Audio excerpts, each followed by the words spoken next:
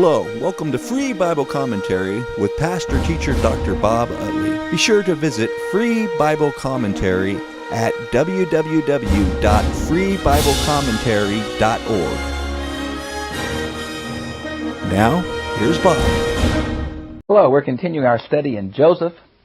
It's unfortunate we had to break chapters 46 and 47, for they're obviously related, as really this whole account is. It's just hard to break it up in bite-sized units to talk about it. In 46, Joseph and his brothers talked about this impending visit to Pharaoh. It was obviously a welcoming visit. It was obviously in honor of who Joseph was. But it was some very important things to be dealt with about where they would live and why they were there. And Joseph had kind of tutored them on what they should say. So picking up in chapter 47, we find the actual occurrence of this special audience of the king. Then Joseph went in and told Pharaoh and said, "My father and my brothers and their flocks and their herds and all that they have come out of the land of Canaan, and behold, they are in the land of Goshen." Now the land of Goshen is a very beautiful place. It's still very heavily populated, even in modern Egypt. If you take a map of Egypt and look at the Nile River Delta, it's on the eastern side of the Nile River Delta. It was known as a pasture land. Apparently even Pharaoh had his flocks there. And apparently shepherds were somewhat ostracized in the Egyptian society, as they would be later in rabbinical society. Now it's called the best of the land in verses 6 and 7. It's also called the land of Ramses in verse 11. Now many have wondered about that, but I think I'll wait to discuss that till I get to chapter 11. It's obviously a very good pasture land, this southern delta region. And he took 5 men from among his brothers and presented them to Pharaoh. The question has been asked, and I think rightly so, why just 5 of the 12 brothers? I get kind of tickled at the rabbis. I enjoy reading them, particularly Rashi. And Rashi quotes some of his predecessors that say that Joseph was to pick the weakest of his brothers, those who were the ugliest, lest Pharaoh draft all these men for his army. Well, I think that's a bit much. I really think there must be some kind of connection with the number 5 in Egyptian society. It's not by accident how often this word occurs in this Egyptian setting. You might want to notice the word 5 occurs in Genesis 41:34, 43:34, and 45:22, as well as here in chapter 47. It must have been some kind of special symbolic number to the Egyptians. Now exactly what it is, I'm not sure. But even when the taxation is going to occur in this chapter, it's 1/5. So I think we ought to go back and look in Egypt. We don't have a lot of documentation about the special use of numbers, but it seems that something like that is happening here.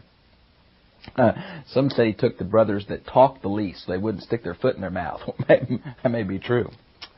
Then Pharaoh said to his brothers, "What is your occupation?" They've been well versed by Joseph in what to say. So he said to Pharaoh, "Your servants are shepherds, both we and our fathers." Now I think there's 2 very significant reasons for this. Number 1 was that that's what they were. And he mentions here, we're not new at this. It's been our family trade for years. It also was something that would not threaten the Egyptians in any way. Matter of fact, quite the opposite. We learned that shepherds were ostracized in this society, as well as were foreigners. So as we see from Genesis chapter 38, the Canaanite society was affecting even men like Judah. And so in Egyptian society that somewhat had this aristocratic tendency anyway, and then to further it by the fact of their occupation, would pretty much culturally isolate the people of God. And they could develop their own sense of tribal and national identity even while in the land of Egypt sojourning. So I think that's probably the reason that Joseph continued to encourage them to tell Pharaoh that, so he wouldn't give them any other occupation, even out of something meant to be beneficial. And they said to Pharaoh, "We have come to sojourn in the land, for there is no pasture for your servants' flocks, for the famine is severe in the land of Canaan. Now therefore, please let your servants live in the land of Goshen." Well, I have isolated 4 things that I think they did to try to make Pharaoh feel better about this large group of people coming. That wasn't really large at this point. It will be later on, but it's still 70+ individuals we know. They were shepherds, therefore they would live in a certain part of the land. They were sojourners. That means they weren't permanent residents either of Canaan or Egypt, and they would be leaving at some time. Number 3, they were forced into Egypt by the famine. They didn't want to come. They're not looking for more land or better pastures. They were forced to by the climatic conditions. And number 4, they ask in a very polite way, please may we live in the land of Goshen, which shows they're not pushy, they're requesting. I think all 4 of those things were meant to kind of alleviate any fears that Pharaoh may have. And Pharaoh said to Joseph, your father and your brothers have come to you. Now the reason that Pharaoh addresses Joseph is either because he couldn't speak Hebrew, Joseph could speak Egyptian, or maybe it was a custom that the king didn't speak to foreigners directly, but through an intermediary, whatever. We're just not certain. But he speaks to Joseph. And he says, the land of Egypt is at your disposal. Now, basically means before you. Implication is choose where you want to have them stay. It's a very gracious offer. Settle your father and your brothers in the best of the land, which seems to be another name for the land of Goshen, as the land flowing with milk and honey is another name for Canaan or Palestine. Okay. Then Pharaoh said to Joseph, your father... Then in verse 6. Let them live in the land of Goshen. If you know any capable men among them, put them in charge of my flocks. Now, several things there. Number 1, that shows that also Pharaoh had flocks in this area, so it was well known for its livestock. Secondly, it may have been a way that just Pharaoh was trying to show them extra kindness and saying, now, some of your brothers are real good, I'll give them a job with the royal flocks. Or it may have been a way, since Pharaoh knew how wonderful Joseph was for the blessings of God that rested on him, it may have been rather a selfish thing, like Potiphar did back in 39:5. He just wanted more of these sons of Jacob to help his flocks increase, as Joseph has obviously done to the rest of Pharaoh's property. There's no way to look at the psychological motives in the Bible, so we're not sure which it is. And Pharaoh addresses Jacob now directly. How many years have you lived? And Jacob said to Pharaoh, the years of my sojourn... by the way, look at verse 7. I skipped one. It's important. Presented him to Pharaoh, and Jacob blessed Pharaoh. There's been much discussion there about this. Jacob blessed Pharaoh. Here's Pharaoh and all his power and all his culture and all his sophistication. And here's this shepherding man that blesses him. Some say, well, it's just a normal blessing that everybody would give to a king like that. And yet I'm not so sure, because it's going to be mentioned down here again in verse 10. It seems there's an allusion to this in Hebrews chapter 7, verse 7. It shows something of the stature of Jacob that he would feel comfortable blessing Pharaoh. I mean, it does seem a bit out of order, wouldn't you say? So Pharaoh dialogues with him a minute. How old are you? And Jacob says to Pharaoh, the years of my sojourn are 130. Now, it's going to mention here his age. It's going to mention in chapter 48 when he dies. And these different mentioning through Genesis of these ages has helped us kind of correlate how these different times occurred as far as these patriarchs' ages. Now, notice what he says here. Few and unpleasant have been the years of my life, nor have they attained the years that my fathers lived during the days of their sojourning. Now, several things here. It's obvious he's saying that my family has been rather nomadic. He's also saying my life has not been real easy. And just think back over Jacob's life. He did have a lot of tension. Most of it he brought on himself, but he still didn't have an easy life. And he kind of reflects on that year. He'd had a hard life. And he either did not reach the level of prosperity of his fathers, or he's expecting to die and it thinks he'll not reach their age. And which it is, I'm not sure. But it shows something of Jacob's psychological feelings. Now, he was so down because Joseph had died. But now Joseph, he'd been reunited with Joseph, and he still got this kind of negative attitude. And notice that in verse 10 it says, and Jacob blessed Joseph and went out from his presence. I get so tickled at Martin Luther here. Martin Luther said that by blessing Pharaoh, that he really preached the gospel to Pharaoh and brought Pharaoh and his whole court into the worship of Yahweh. And he bases that on Psalms 105:22. I think that's a bit much. But you wonder how much these men of faith were sharing with their neighbors. I'm sure that Joseph had talked to Pharaoh as much as he could about his own God. There's a servant in Joseph's house that knows a lot about Joseph's God. Maybe Jacob did sense a evangelistic mission. Of course, he was certainly given that by God, and maybe Maybe that's true, but I think Martin Luther goes a bit far here. I sure hope Martin Luther's right. So Joseph settled his father and his brothers and gave them possession the land of Egypt and the best of the land of Ramses. Now from Exodus chapter 1 verse 11, Ramses is going to be one of the store cities that the Hebrews are going to have to build in their forced labor to a Pharaoh who knew not Joseph. And since we feel like that Ramses II is probably the Pharaoh of the oppression, then that kind of fits. Pharaoh of the Exodus, excuse me. I personally believe in this date of around 1290 B.C. that would fit the life of Ramses II. And so this would be a later name written back into the account earlier. And we do that a lot of times. It doesn't mean that it's a later author in the sense that it's later than Moses, just something Moses might have done because of the importance of the name Ramses. Some say the king got his name from this area, but the town got its name from the area and the king got his name from the town. We just don't know. I think for the archaeological evidence of the cities destroyed in the land of Canaan, about 40 years after this 1290 date, which would be about 1250, and because of the mention of Ramses here, I feel much more comfortable with 1290 B.C. as the date for the Exodus, instead of the more traditional 1445, which seems to fit some of the dates of the Bible itself. We just really don't know at this point. And I guess it doesn't make a whole lot of difference, really, does it? God still split the Red Sea no matter what day it was.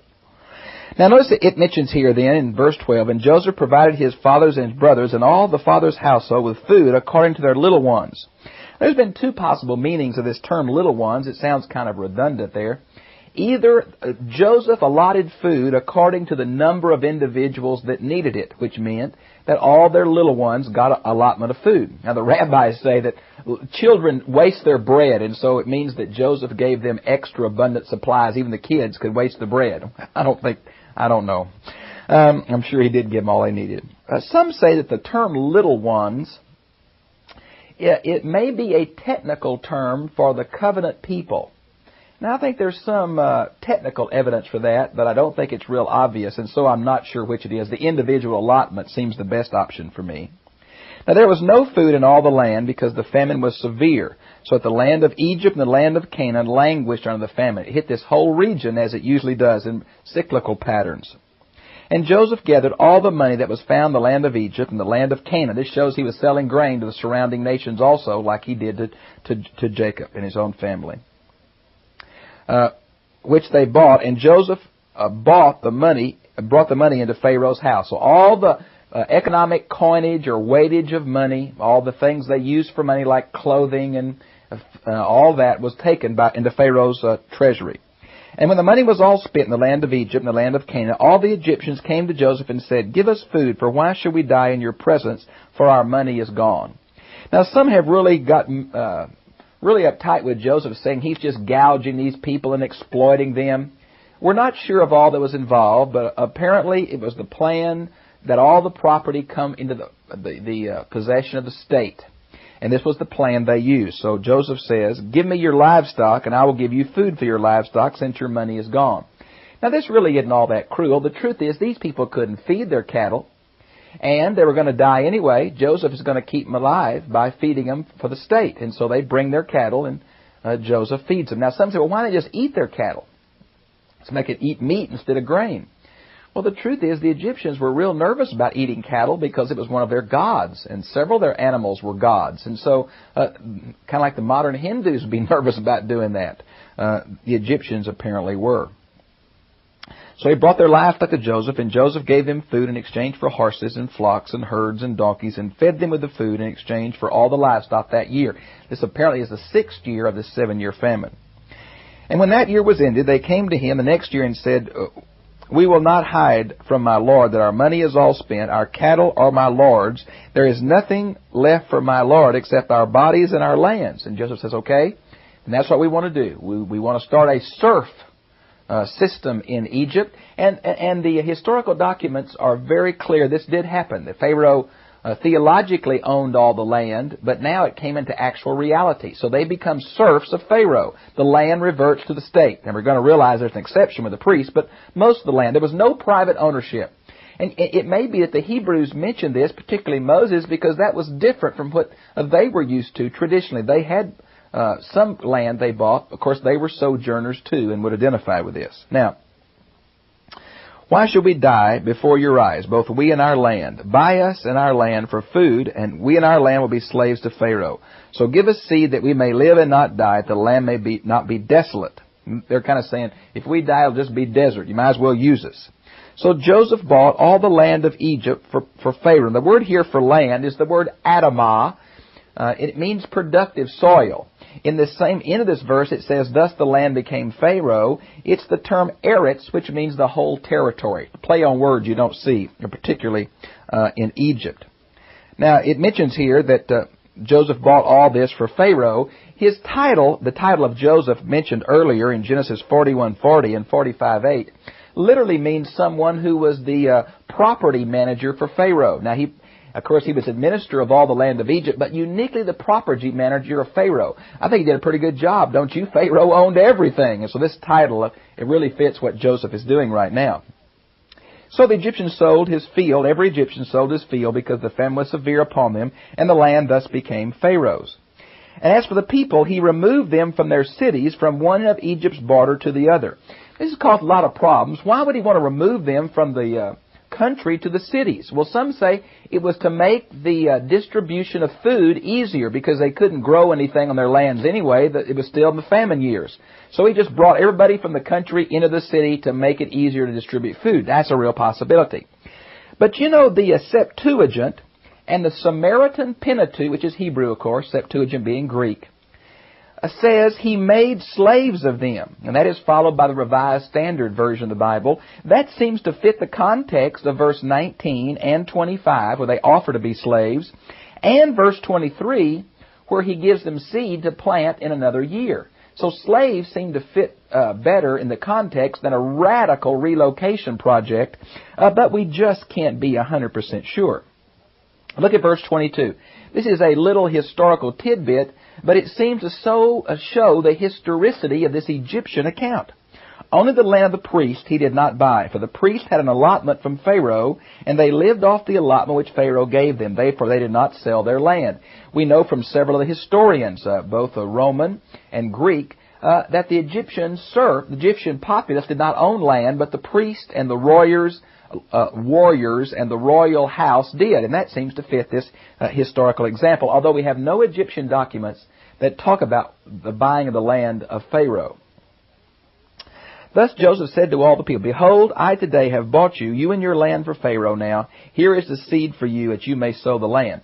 Now the rabbis say in verses, particularly back to 21 and 23, that he made them move from their land to the city as a demonstration that they didn't own the land anymore. He wouldn't let them live on their ancient tribal or ancient family land as a sign they really had sold their land. Now, I don't know if that's true or not. It's a possibility.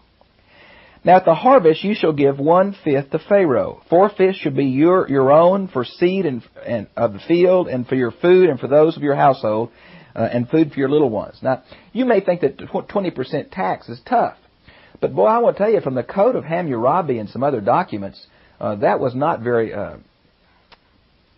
high at all, really.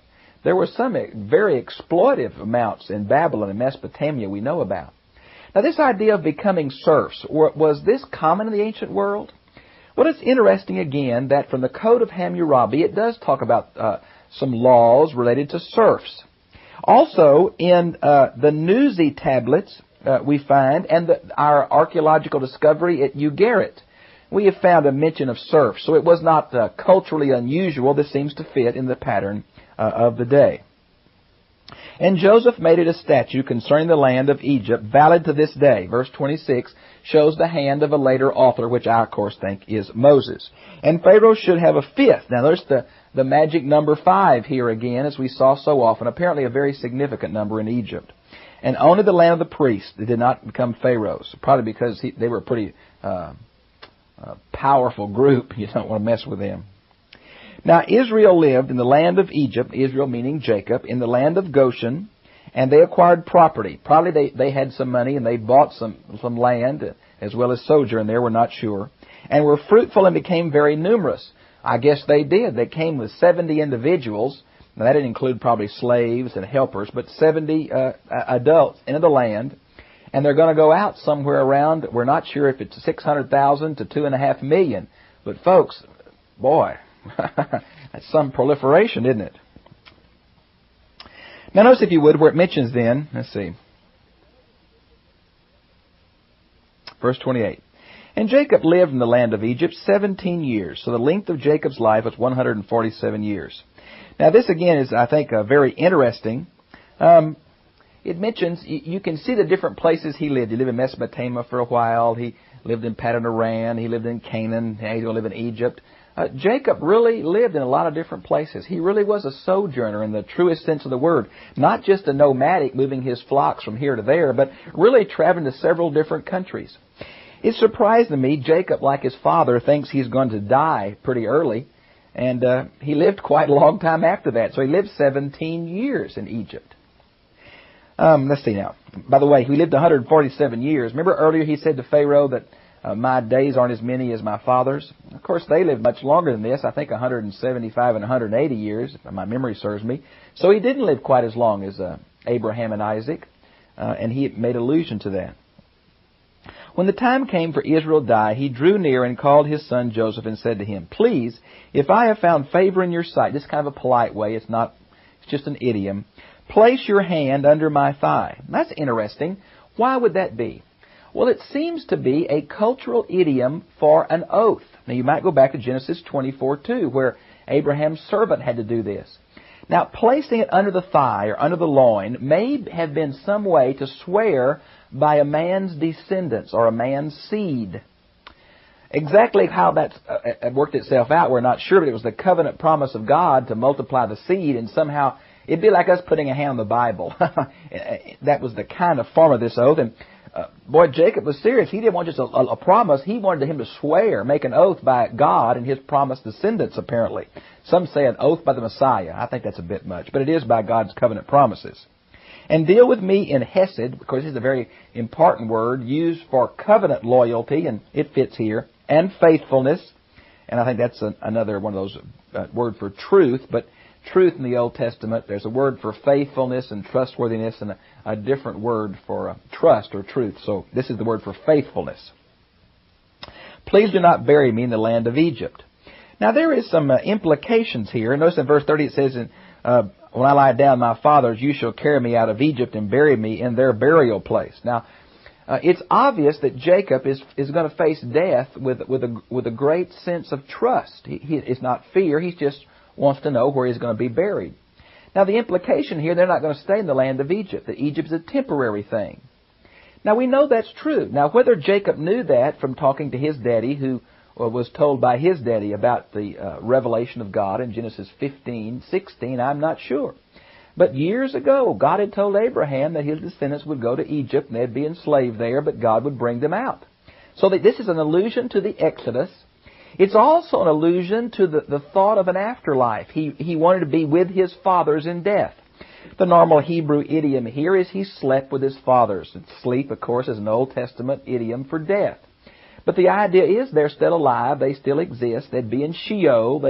I don't think they had a detailed understanding of the afterlife. But here is a man full of years, confident that death is not the end of conscious life, and that he would be with his family.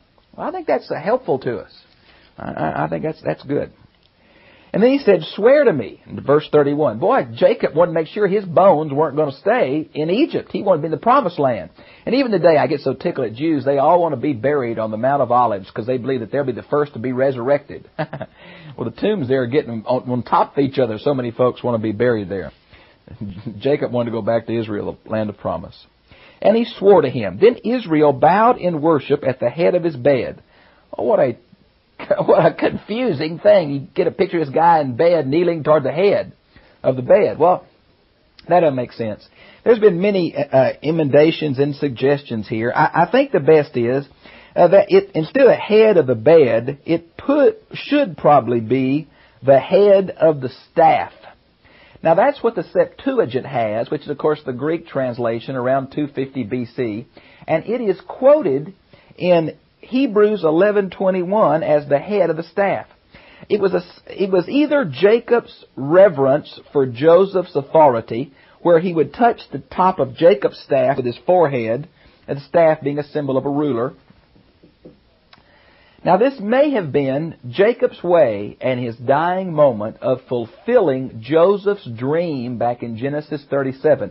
Remember, it wasn't only his brothers that bowed down to Joseph, but it was his father and mother. The mother was dead. But here is Jacob maybe fulfilling that prophecy late in his life. Maybe, I'm not sure. Maybe it was Jacob recognizing Joseph's preeminence and authority. Maybe it's Jacob realizing that Yahweh was working through Joseph in a marvelous way to protect and extend the covenant people. Jacob some way makes an act of reverence toward his son, and apparently it's in the context of the covenant God. More than that, I don't really know.